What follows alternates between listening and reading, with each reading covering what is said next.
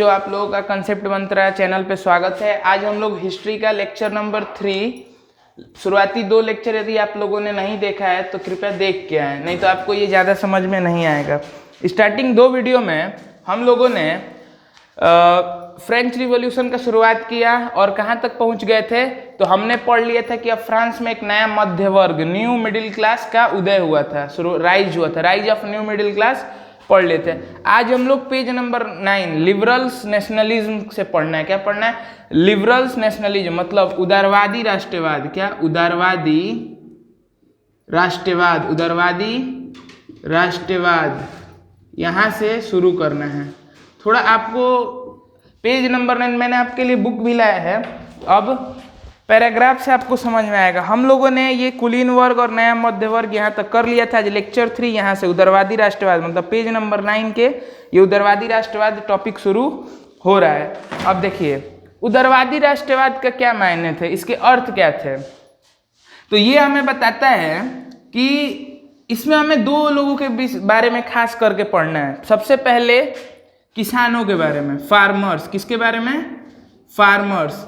जैसे हुआ ये, अब फ्रांस में थोड़ा एक बार कहानी की तरह सुन लिया जाए, फिर उसको लिख के पढ़ेंगे। और दूसरा पढ़ना है मर्चेंट्स मतलब व्यापारी। पहले किसके बारे में पढ़ना है? किसान के बारे में, और बाद में किसके बारे में पढ़ना है? व्यापारी के बारे में। किसके बारे में? व्यापारी के बारे में। अब सुनिए, जो फ्रांस की हालत थी उसको हम पढ़ते हैं। फ्रांस की हालत ये थी कि अब वहाँ पे आज़ादी के लिए लड़ाई शुरू हो गया है। सभी लोग अब देश में क्या लाना चाहते हैं? आज़ादी लाना चाहते हैं। अब फ्रांस में 2 समूह शुरू से थे, चाहे हर समाज में 2 प्रकार के लोग होते हैं, एक जो परिवर्तन चाहते हैं और दूसरा जो परिवर्तन नहीं चाहते हैं। एक जो परिवर्तन चाहते हैं उन्हें क्या बोलते हैं? उदारवादी। क्या बोलते हैं? उदारवादी। तो यहाँ पे लिखा है उदारवादी मतलब उन लोगों के बारे में हमें पढ़ना है जो परिवर्तन चाहते हैं, लिबरल्स। और जो लोग परिवर्तन नहीं चाहते उन्हें बोलते हैं रेडिकल्स मतलब रूढ़िवादी। तो देखिए, तो लिबरल्स नेशनलिज्म का क्या मतलब है? ऐसे लोग जो समाज में परिवर्तन चाहते थे, किसके नाम पे? नेशनलिज्म के नाम पे, मतलब देश को एक करने के लिए वो परिवर्तन चाहते थे। अब समाज के अलग अलग समूहों ने, जैसे किसानों ने इसका अर्थ अलग समझ लिया, इन लोगों का तो उद्देश्य देश को एक करना था, लेकिन हर समूह ने इसके अलग अलग तरीके से सोच लिया। अब उसी सोच को हमें पढ़ना है। जैसे किसानों को ये लगा कि जैसे ही हमारा फ्रांस राजाओं से आज़ाद होगा, एक देश बनेगा, हमारे टैक्स को फ्री कर दिया जाएगा। क्या कर दिया जाएगा? हमारे कर को माफ़ कर दिया जाएगा, और अमीरों की सभी जमीन मतलब प्रथम एवं द्वितीय वर्ग मतलब फर्स्ट और सेकंड स्टेट की सारी जमीन हमारे बीच में बराबर बराबर बांट दी जाएगी। ध्यान से सुनिए, किसानों का क्या मानना था? किसानों के हिसाब से उदारवादी राष्ट्रवाद के क्या मायने थे? What was the meaning of liberals nationalism according to farmers of France. तो फ्रांस के फार्मर लोगों के हिसाब से उदारवादी राष्ट्रवाद का अर्थ था कि सारी जमीन उनमें बराबर बराबर बांट दी जाएगी, अमीरों से जमीन को लेकर और उनमें बराबर बराबर बांट दी जाएगी, और उन्हें अब टैक्स देने की कोई ज़रूरत नहीं है। तो पहला सवाल इस टॉपिक पेज नंबर 9 के आखिरी पैराग्राफ से यही पूछ सकता है कि फ्रांस में किसानों के हिसाब से उदारवादी राष्ट्रवाद के क्या मायने थे? तो आप बोलेंगे यही मायने थे कि अब उन्हें कोई टैक्स देने की जरूरत नहीं पड़ेगी और जमीनों को भी उनमें बराबर बराबर बांट दिया जाएगा। यही सेम किसने सोचा? मर्चेंट्स मतलब व्यापारियों ने, जो छोटे मोटे व्यापारी थे जो फ्रांस में एक जगह से दूसरी जगह जाते थे। तो फ्रांस का हालत ये था कि उन्हें अपने देश में भी एक राज्य से दूसरी राज्य में जाते वक्त कर देना पड़ता था, अपने सामान के ऊपर टैक्स देना पड़ता था। तो व्यापारियों ने सोचा कि अब मुझे फ्रांस जब नेशनलिज्म आ जाएगा, जब राष्ट्रवाद आ जाएगा, तो अब मुझे टैक्स देने की कोई ज़रूरत नहीं पड़ेगी। उन्होंने क्या सोचा कि मुझे टैक्स देने की कोई ज़रूरत नहीं पड़ेगी, अब हमें कोई रोके टोकेगा नहीं एक जगह से दूसरी जगह जाने के लिए। तो यहाँ से इस टॉपिक से 2 सवाल आते हैं बढ़िया। हम जो क्वेश्चन मैंने बताया था कि हर चैप्टर में, हर लेक्चर में आपको क्वेश्चन मिलेंगे, वो क्वेश्चन पे ज़्यादा ध्यान दीजिएगा। यदि आपको टॉपिक बुक से ना थोड़ा डाउटिंग स्टोरी हो जाता है, लेकिन आप इस तरह देखेंगे ना तो आपको समझ में आएगा। एक क्वेश्चन का यदि आंसर आ रहा है तो समझिए आपका टॉपिक भी क्लियर है। तो आज का पहला क्वेश्चन है, what was the view of French farmers for nationalism.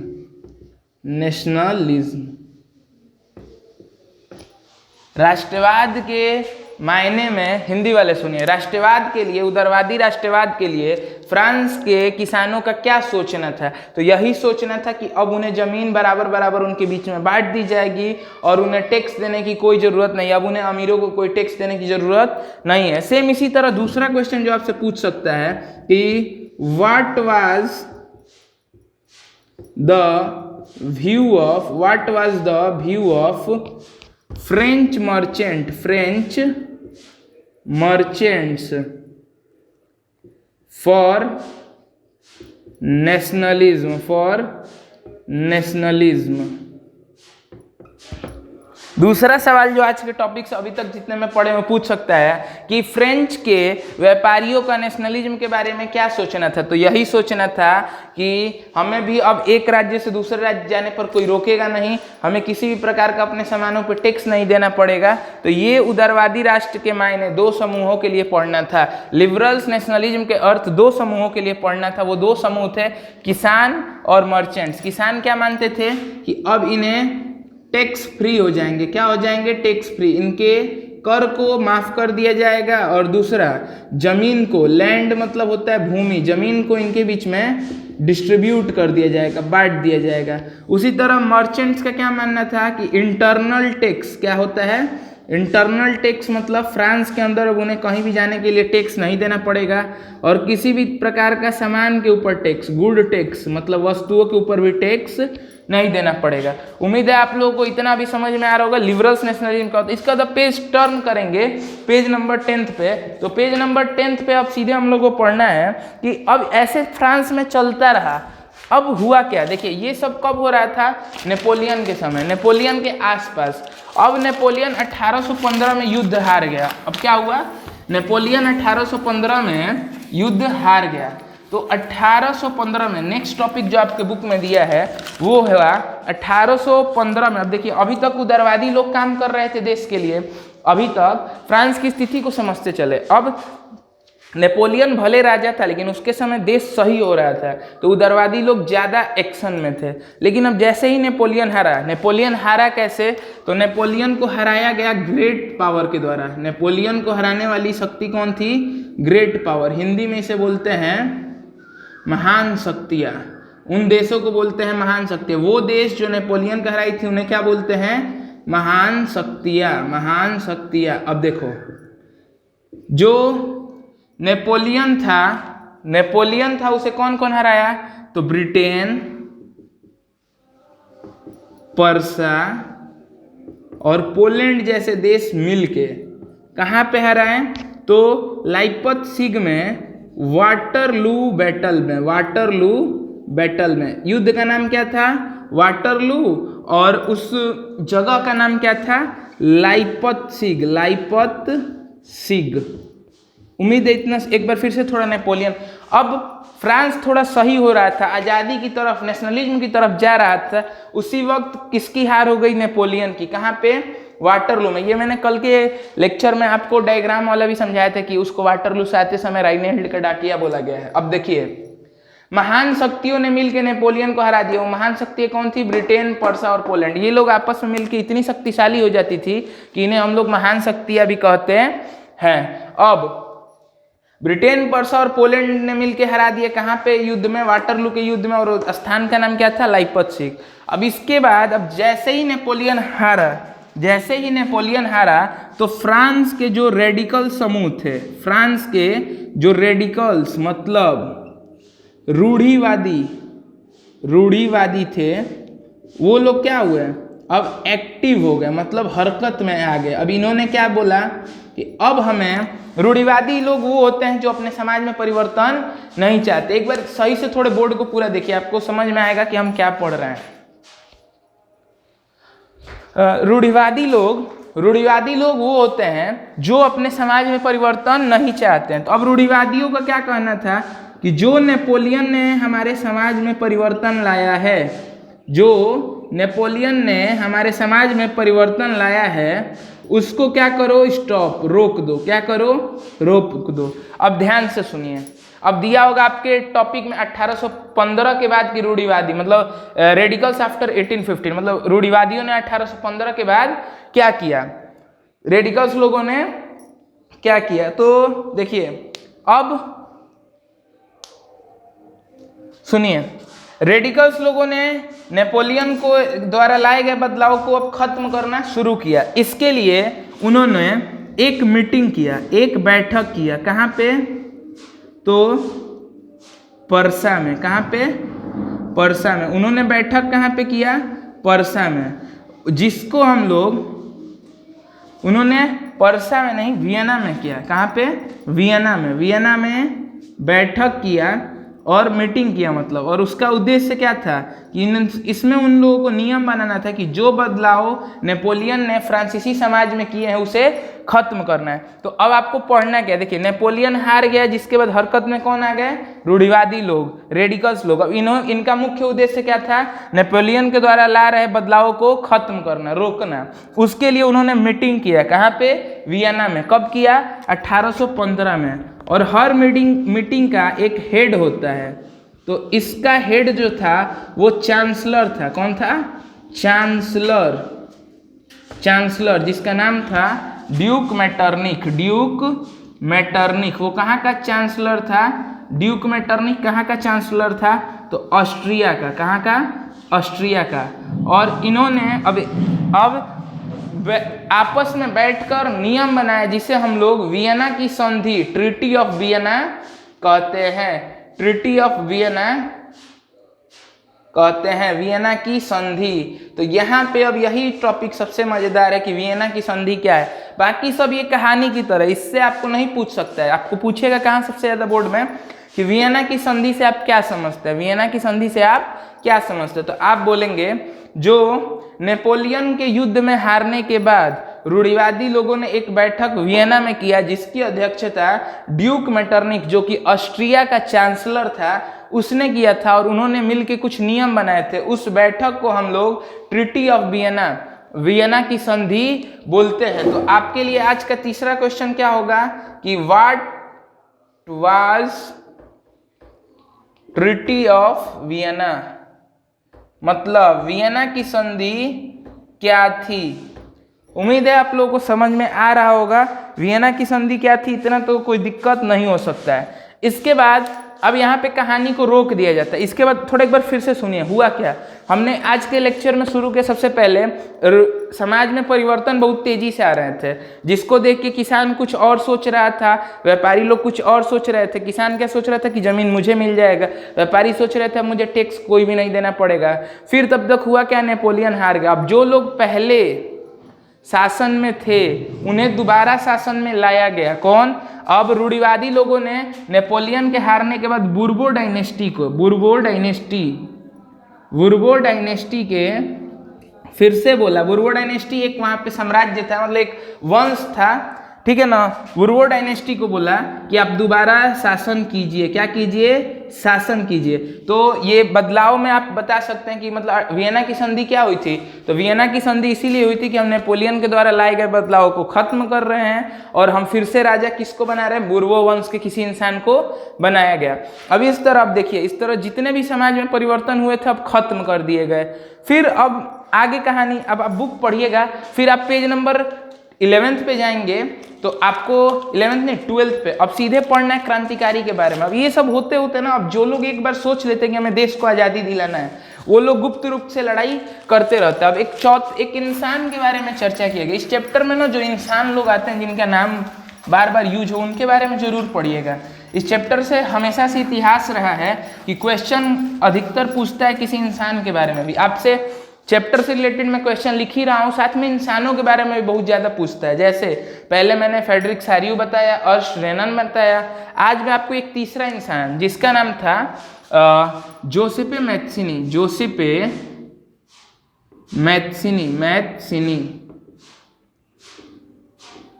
देखिए क्या नाम था, जोसेपे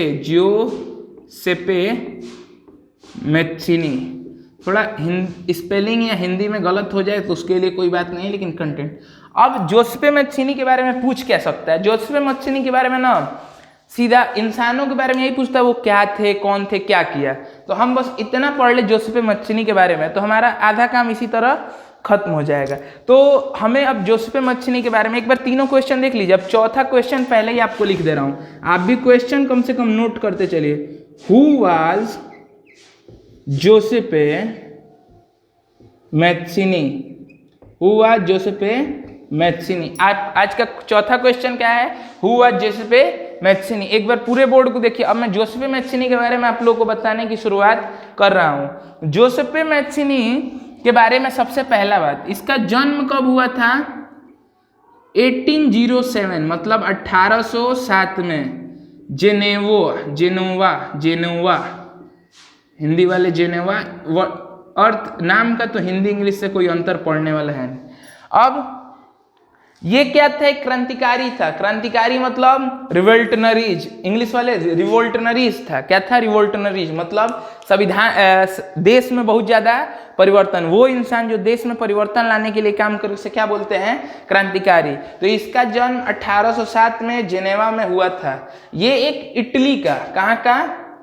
इटली का रिवोल्टनरीज था। रिवोल्टनरीज मतलब इटली का क्रांतिकारी था। इटली का क्रांतिकारी था। ये क्या था? इटली का क्रांतिकारी था। अब इसके बारे में कुछ बातें आपको याद रखनी है। जैसे इसने अब काम क्या किया था, तो इसने अपने जीवन में जो बहुत बड़े काम किए उसमें एक बहुत बड़ा काम ये भी था कि इसने कार्बोनी में, कार्बोनी एक जगह का नाम है, कार्बोनी के एक सीक्रेट इंस्टीट्यूट के लिए जो आज़ादी के लिए काम करती थी। सीक्रेट इंस्टीट्यूट मतलब होता है गुप्त संगठन। गुप्त संगठन के लिए क्या किया था? वर्क किया था। गुप्त संगठन मतलब ऐसा जो सरकार के खिलाफ काम करती थी, एक ऐसा संगठन जो राजा के खिलाफ काम करता था। ये बहुत बड़ी बात है उसके लिए। कोई राजा के खिलाफ जाके चुपके से काम कर रहा था, ये बहुत बड़ी बात है। तो जोसेफे में, अच्छा एसएसटी में आंसर लिखना मैं आपको एग्जाम के वक्त सिखाऊंगा, लेकिन अभी से भी आप आदत डालिएगा हर चीज को पॉइंट में। जैसे जोसेफे मैत्सिनी के ऊपर लिखने के लिए आया तो आपका पहला पॉइंट क्या होगा कि जोसेफे मैत्सिनी का जन्म 1807 में जेनेवा में हुआ। दूसरा पॉइंट, वो इटली का एक क्रांतिकारी था। तीसरा, वह कार्बोनी के गुप्त संगठन के लिए भी काम किया था। वो कार्बोनी के गुप्त संगठन के लिए भी काम किया था। इसके बाद आप ये लिख सकते हैं चौथा बात कि इसने अपने जीवन में, और अब देखिए कोई भी टीचर पहले किसी और के लिए पढ़ाता है, फिर कुछ अपना ग्रो होने के बाद अपना इंस्टीट्यूट खोल लेता है। उसी तरह ये पहले करके इसको अनुभव आया, हो सकता है ये इंस्टीट्यूट फेल कर गई हो। इसके बाद इसने खुद की संगठन बनाई।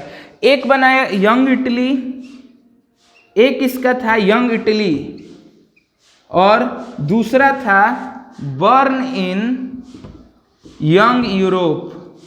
बर्न इन यंग यूरोप। ये दो संस्थाएं बनाई जिनका मुख्य उद्देश्य क्या था? राजा को, राजा वाले सिस्टम को क्या बोलते हैं? मोनार्ची सिस्टम को डिस्ट्रॉय करना, बर्बाद करना। इनका मुख्य उद्देश्य क्या होता था? मोनार्ची सिस्टम मतलब राजतंत्र बोल सकते हैं, निरंकुशवाद प्रथा बोल सकते हैं।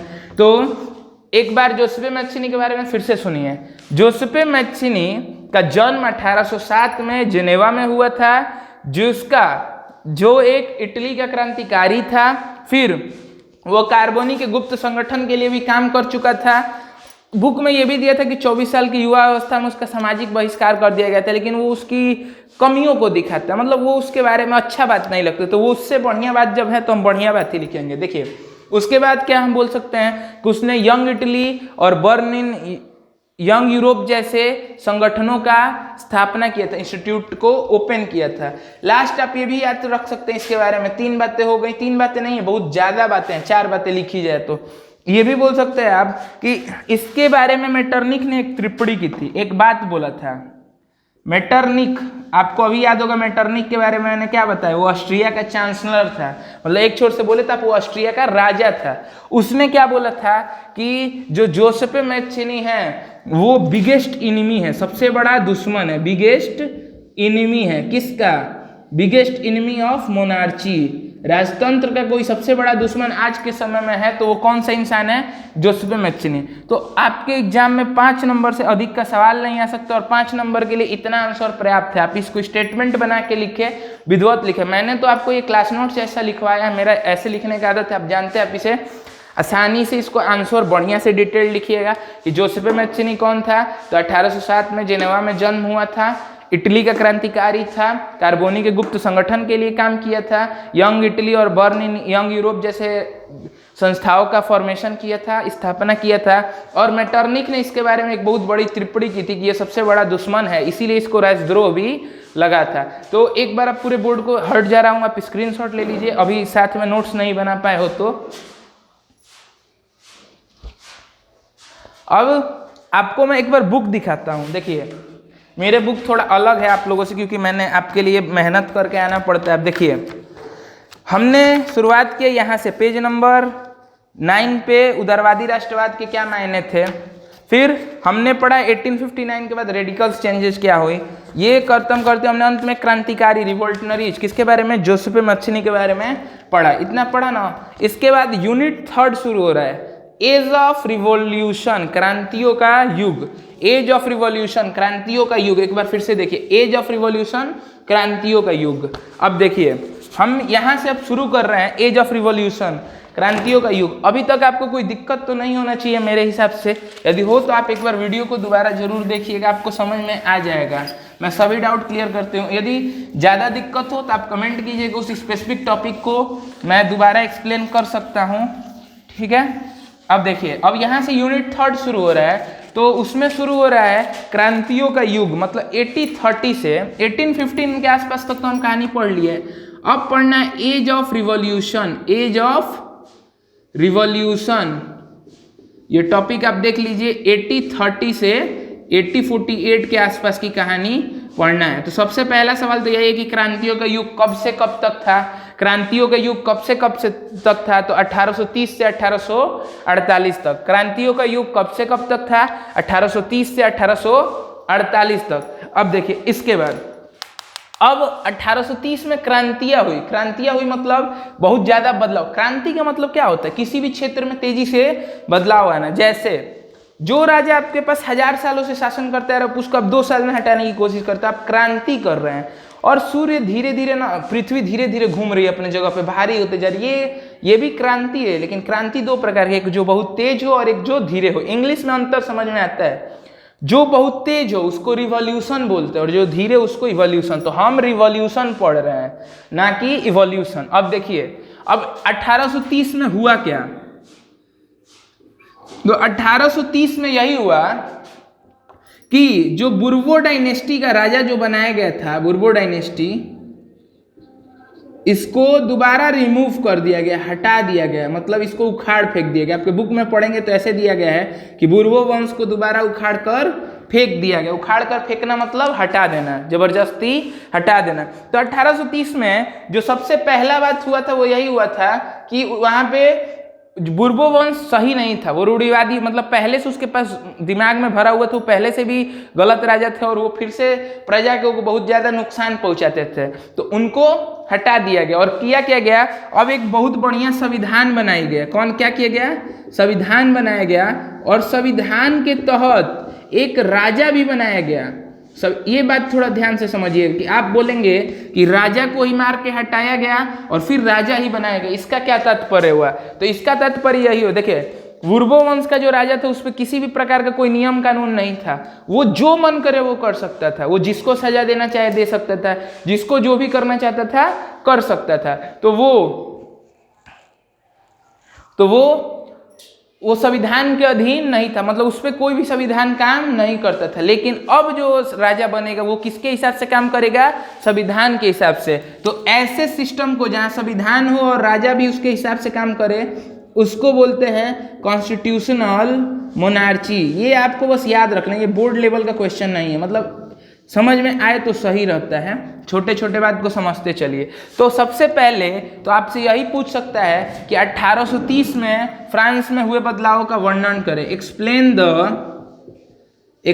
The changes occur in France after 1830, 1830 के बाद हुए बदलाव, फ्रांस में हुए बदलाव का वर्णन करें। तो आप इसका क्या लिखेंगे आंसर कि 1830 के बाद जो बुर्बो वंश के राजा को दोबारा शासन में लाया गया था 1815 में, उसे 1830 में जबरदस्ती हटा दिया गया। हिंदी वालों को बुक में ऐसे दिया होगा कि बुर्बो वंश के राजा को उखाड़कर फेंक दिया गया और क्या किया गया संविधान में, वहाँ फ्रांस में एक संविधान बनाया गया और एक राजा बनाया गया, और राजा दोबारा एक राजा को हटा के दोबारा राजा बनाया गया। इसका अर्थ मैंने समझाया कि पहले जो राजा था उस पर संविधान का कोई नियम पालन नहीं करता था, लेकिन अब जो राजा बनाया गया इसकी शक्तियाँ कहाँ निर्धारित थी, संविधान में। तो ऐसे सिस्टम को बोलते हैं कॉन्स्टिट्यूशनल मोनार्ची, संवैधानिक राजतंत्र। हिंदी वाले क्या बोलते हैं, संवैधानिक राजतंत्र, संवैधानिक राजतंत्र। तो आप इतना अभी समझ सकते हैं। ये कितना क्वेश्चन हो गया इस लेक्चर का, 5। अब हम यूनिट 3 का एज ऑफ रिवॉल्यूशन समझ रहे हैं थोड़ा बहुत, कि एज ऑफ रिवॉल्यूशन में सबसे पहले 1830 का पढ़ लिया मैं। 1830 से कहाँ तक पढ़ना है, 1848 तक। तो 1830 में हम इतना तो पढ़ लिए। और ये जो संविधान, अच्छा राजा बना कौन था, लुई फिलिप। कौन बना था, लुई फिलिप। राजा कौन बना था, लुई फिलिप, लुई फिलिप। तो याद रखिएगा कि 1830 में फ्रांस का नया राजा कौन बना था, लुई फिलिप। तो 1830 में हुए बदलाव को अब आप आसानी से बता सकते हैं। अब इसमें ना एक मेटरनिक का, अब इसी समय एक मेटरनिक ने एक बात बोल दिया जो अभी तक इतिहास में पढ़ा जाता है और वो बहुत ज़्यादा फेमस हुआ, उसको थोड़ा समझते हैं। अब इसी पैराग्राफ में, अब आप बुक पढ़िएगा घर पे तो आपको पता लगेगा। मेटरनिक को भूलिएगा मत, ये कौन था, ऑस्ट्रिया का चांसलर था जो 1815 में हुए वियना की संधि का अध्यक्षता किया था।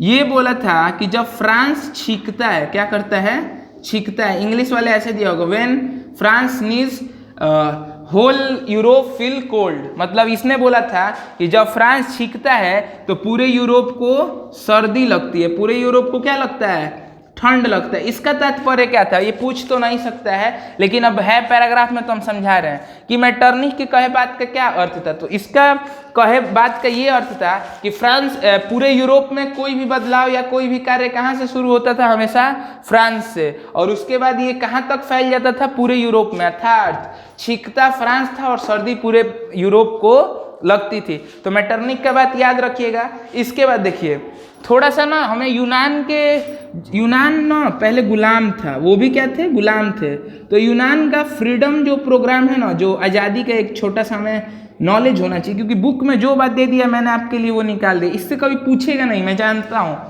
इतना मुझे भी पता है। आप भी देख सकते हैं पिछले साल का पेपर, 2 साल 3 साल, कभी नहीं पूछेगा ना, कभी पूछेगा, क्योंकि इससे बढ़िया क्वेश्चन जब है तो कोई खराब क्वेश्चन पे क्यों है, छोटे क्वेश्चन पे क्यों है। इससे कंसेप्चुअल क्वेश्चन है तो उसको पूछेगा, लेकिन दिया है तो पढ़ना हमारा काम है। अब देखिए फ्रांस, यूनान ना गुलाम था। अब इसने आज़ादी के लिए कोई एक दिन में आज़ाद हो नहीं जाता है। भारत में भी आपने देखा बहुत सालों तक लड़ाई चला। उसी तरह हमें यूनान का थोड़ा सा बस आइडिया लेना, एकदम कुछ दिया ही नहीं आपने, बस थोड़ा सा जानकारी दे दिया गया। तो ध्यान से देखिए अब क्या यूनान के बारे में हमें पढ़ना है। तो यूनान ने अपने आज़ादी के लिए जो लड़ाई शुरू किया था, कब किया था, 1821 में। कब किया था, 1821 में। ईयर कौन सा था, 1821। फ्रांस ने लड़ाई का शुरुआत कब किया था, 1821 में। फ्रांस ने, यूनान ने अपने राजा के खिलाफ लड़ाई की शुरुआत कब की थी, 1821 में। अब उन्हें ना यूरोप में सपोर्ट बहुत लोगों से मिल रहा था। याद रखिएगा कि उन्हें सपोर्ट किससे मिलता था, तो उन्हें सपोर्ट मिलता था यूरोप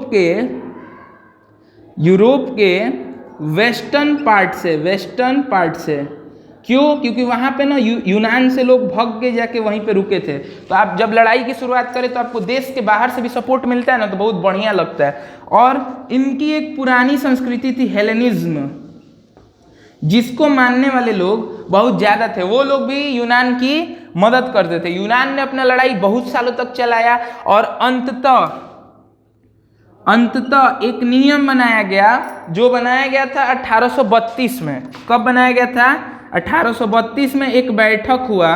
अच्छा, बैठक में नियम बनते तो उस बैठक के नाम पे ही नियम रख दिए थे, जैसे ट्रीटी ऑफ कुस्तुनितिया, ट्रीटी ऑफ कुस्तुनीतिया, कुस्तुनीतिया ये क्या है? वो जगह का नाम है जहां पे बैठक हुआ था। तो उस पूरे नियम को ही क्या बोल दिया गया? ट्रीटी, संधि। कुस्तुनीतिया की संधि, हिंदी वाले सुनो, 1832 में क्या हुआ था? ये एक एक नंबर वाला मल्टीपल चॉइस आ रहा है ना, तो उसके लिए इस तरह याद रखिएगा। वियना का संधि कब हुआ था? 1815 में। कुस्तुनीतिया की संधि कब हुआ था? 1832 में। नेपोलियन कब हारा था? 1815 में। नेपोलियन कब शासन में आया था? 1804 में। लुई 16वां कब मरा था? 1793 में। इस तरह डेट वाला क्वेश्चन याद रखें। मैं कोशिश करूंगा अंत में एक दिन जब चैप्टर खत्म हो, फाइनल कंक्लूजन में सारा डेट एक बार रिवाइज कर दिया जाए। और 1832 में यूनान को क्या कर दिया गया? एक रिपब्लिक कंट्री, मतलब आजाद देश जिसका अपना खुद का नियम होगा, घोषित कर दिया गया। तो आज के लिए हमने यूनिट 3 का जो फर्स्ट पैराग्राफ था, क्रांतियों का युग, वहां तक पूरा पढ़ लिया। मतलब ऑलमोस्ट हमने लगभग पेज नंबर 13 तक हमने ऑलमोस्ट कंप्लीट कर लिया है। पेज नंबर 13 तक। मैंने बुक का पेज इसलिए बताता हूँ ना, यूनिट से आपको नहीं समझ में आए पेज निकाल के देखिए, यूनिट से नहीं समझ में आए पेज निकाल के देखिए, उसके बाद भी नहीं समझ में आए तो आप मैसेज कीजिए, कमेंट कीजिए और इसे ज़्यादा से ज़्यादा लोगों के पास पहुँचाइए। और हम लोग ये वीडियो अपलोड होते होते ऑलमोस्ट मुझे लग रहा है कि 100 सब्सक्राइबर क्रॉस कर जाएंगे, लेकिन आप लोग ऐसे ही शेयर करते रहिए, जल्द से जल्द हमें हमारे टारगेट तक पहुँचाइए। उम्मीद है आपको अच्छा लग रहा हो। एक बार रिवाइज कीजिएगा पूरा वीडियो, ये 5 क्वेश्चन ट्राई कीजिएगा। अगले वीडियो में हम लोग अब इस चैप्टर के अंत की तरफ बढ़ जाएंगे। एक बार पूरा वीडियो हट जा रहा हूँ, आप स्क्रीनशॉट ले लीजिए।